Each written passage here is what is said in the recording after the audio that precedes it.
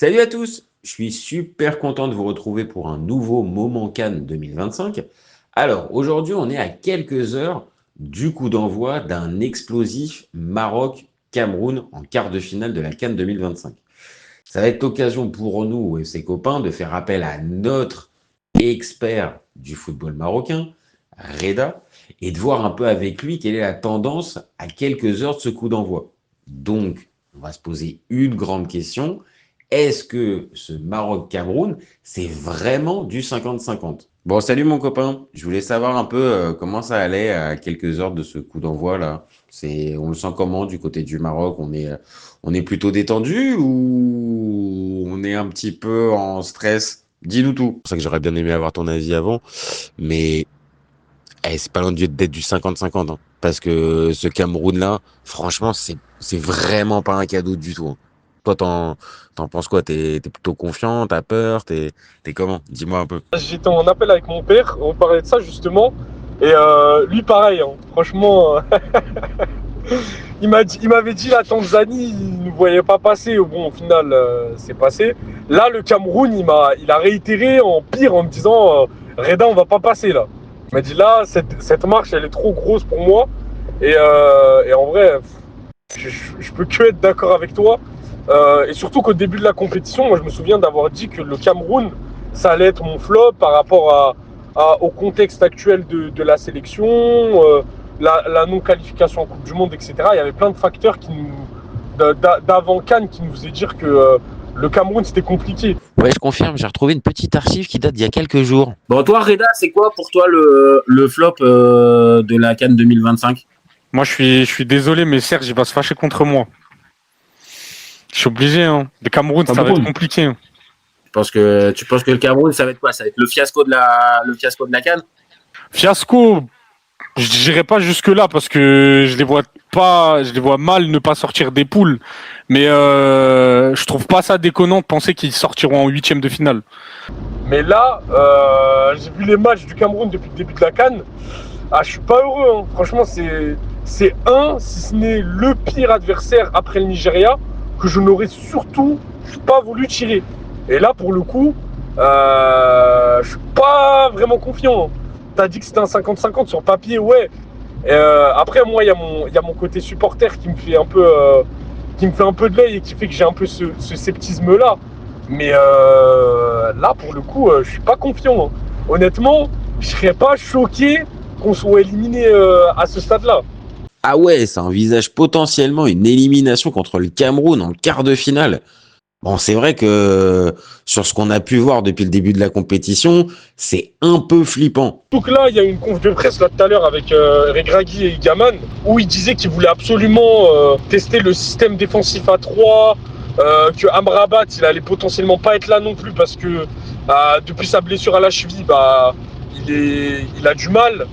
Alors que tu sais que le Cameroun, si t'as pas un milieu solide, on l'a dit, hein, sur le débrief d'après-match de la Tanzanie, on l'a dit, hein, contre le Cameroun, il va falloir un milieu de terrain solide.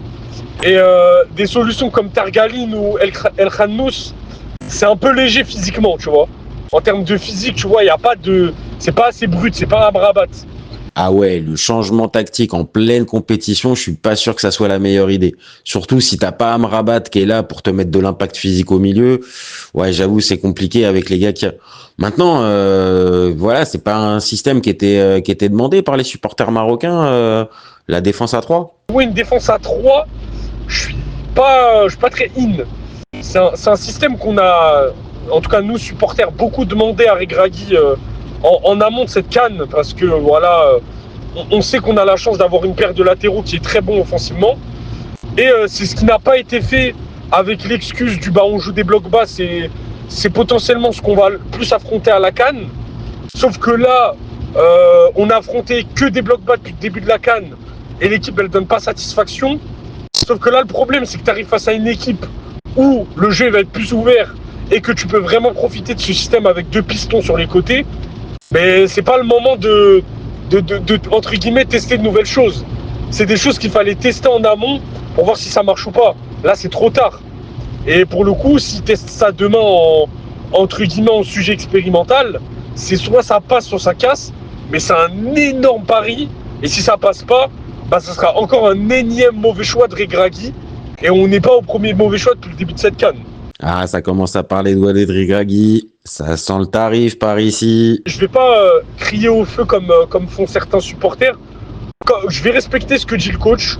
C'est à la fin du bal qu'on paye les musiciens. Pour l'instant, la liste, elle est critiquable, mais on peut pas la critiquer parce que ça va pas changer la donne. On fait avec ce qu'on a, mais force est de constater que les choix qui ont été faits dans cette liste ne sont pas payants, que ce soit les Yamir, que ce soit des Amrabat qui sont en mauvais état de forme visiblement, que ce soit Saïs. Il y a eu des choix qui étaient plus que discutables dans cette liste-là. Et ça, on l'a dit au moment où la liste elle était sortie. Là, maintenant, on peut plus rien dire parce que ce qui est fait est fait. On se concentre avec ce qu'on a. Mais le choix qu'on peut et qu'on va critiquer, c'est si Regragui nous fait un espèce de schmilblick avec une défense à 3, avec 2 pistons, et avec un milieu qui, je ne vois pas comment face à une équipe du Cameroun comme ça, on peut ne pas se faire transpercer au milieu de terrain avec des pistons et un milieu de terrain avec El Khannous et Targaline sans Ounahi. C'est trop léger en fait. C'est beaucoup trop léger. Là pour l'instant, le système qui nous convient le mieux, même s'il n'apporte pas satisfaction, bah on a entre guillemets un minimum de garantie sur le pseudo 4-2-3-1. Donc en vrai, pourquoi le changer? Ok, donc si je comprends bien, toi tu resterais avec le même schéma tactique que face à la Tanzanie et tu viendrais pas à la défense à 3. En vrai, c'est un peu ce qui nous donne satisfaction. Et j'ai peur, avec le système avec les pistons, qu'en changeant Brahim Diaz, bah, tu brides ton facteur X qui est le plus performant depuis le début de la compétition. Et même Abdé, bah, tu fais sauter un joueur et le joueur c'est Abdé. Même si tu rajoutes Igaman, même si tu rajoutes Hakimi côté droit, c'est trop tard pour tester ça. Là, faut rester en 4-2-3-1. Faut pas bouger la compo. Amrabat, il est out. Bah, faut partir avec soit un El Khannous, soit, bah non, du coup, soit un Targaline en 6. Mais on a vraiment pas le choix. On a vraiment pas le choix parce que là, pour le coup, c'est compliqué. J'avoue, je pense que le mieux, ça serait plutôt la continuité. Mais après, on va être clair, les derniers matchs n'ont pas donné véritablement satisfaction. À t'entendre, c'est pas folie sur le terrain et les victoires sont à l'arraché. Donc toi, tu partirais sur quoi comme 11 avant le match contre le Cameroun? Moi, en tout cas, la compo que je préconisais, parce que on a parlé pendant pas mal de temps avec mon père, c'est de rester sur le schéma actuel. Du coup, Bounou dans les cages, Aguerd et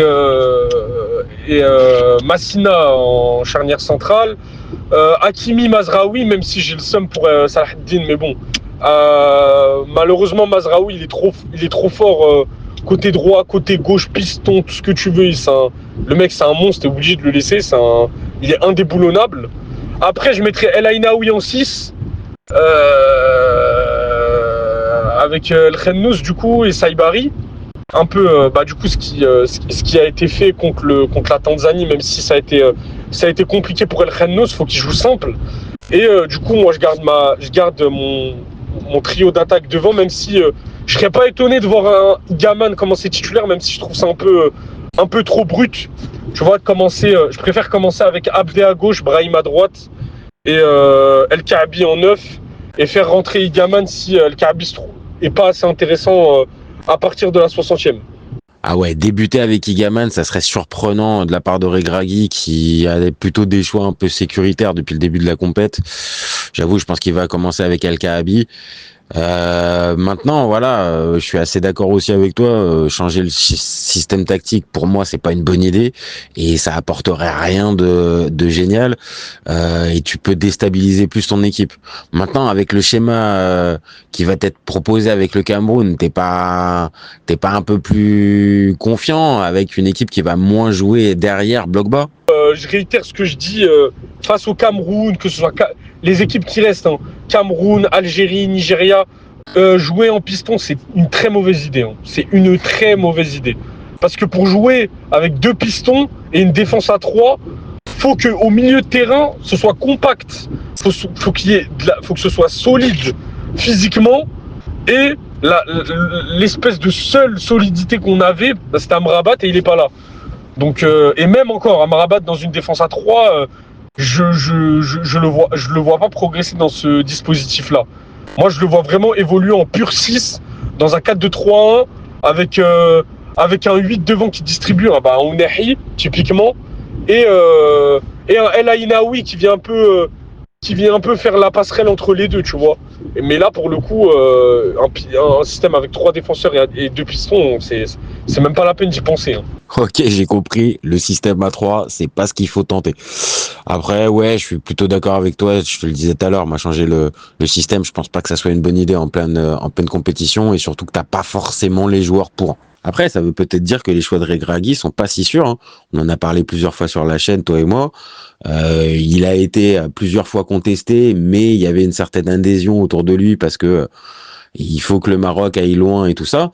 Mais peut-être que là, je vais pas te dire qu'il est en train de payer, mais peut-être que il est en train de se rendre compte de ses choix et de sa gestion un peu trop pépère qu'il a pu avoir pendant, allez, on va dire 3 à 4 ans, parce que depuis 2022, il se repose peut-être un peu trop dessus, en fait. C'est ce qu'on reprochait beaucoup avec Regragui, mais finalement, c'est un peu ses choix qui l'ont tué dans l'œuf, tu vois. Parce que généralement, ça nous disait non, mais soyez pas alarmistes. Les choix de Regragui, au final, on peut aller chercher la CAN même avec des choix qui sont discutables. Bah là, mon père, il m'a dit, moi, les choix de Regragui à cette CAN-là, ça me rappelle les choix qu'il a fait à la Coupe du Monde 2022. Si on perd contre la France, tu vois, après, je voulais pas lui dire qu'il manquait un peu de réalisme, mais quand même un petit peu, mais dans le fond, il a un peu raison.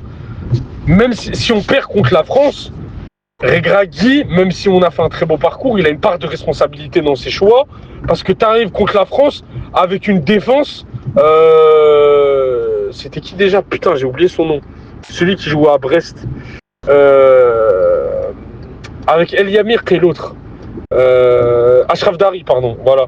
Tu viens contre la France avec une charnière Achraf Dari et El Yamir, alors que tu as Saïs et Aguerd en titulaire qui sont pas dispo parce qu'ils sont blessés. Et ça, t'en as plein à la Coupe du Monde qui se blessent. Là, à la CAN, c'est pareil. T'appelles des joueurs qui sont en baisse de forme, soi-disant, pour garder cette espèce de cohésion d'équipe. Force est de constater qu'aujourd'hui, ton groupe, t'as un groupe qui est cohérent, mais t'as un groupe qui panique. T'as pas de taulier dans ton vestiaire, alors que t'es censé en avoir appelé plusieurs. Les tauliers se chient dessus. Ces tauliers, ils sont pas présents et ils sentent la panique.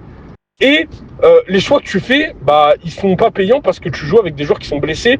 Et là, du coup, face au vrai, parce que pour moi, le Mali, c'est pas un adversaire, avec tout le respect que j'ai pour le Mali, c'est pas un gros adversaire qu'on a dû affronter.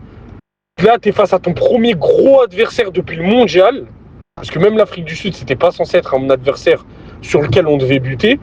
Tu es sur le vrai premier adversaire depuis le début depuis la Coupe du Monde 2022, et tu te retrouves avec des doutes encore, alors que tu es censé avoir des certitudes. C'est quand même assez fou de se dire qu'au début de la compétition, on nous aurait dit qu'un Cameroun-Maroc en quart de finale, ça serait limite du 50-50. On aurait rigolé.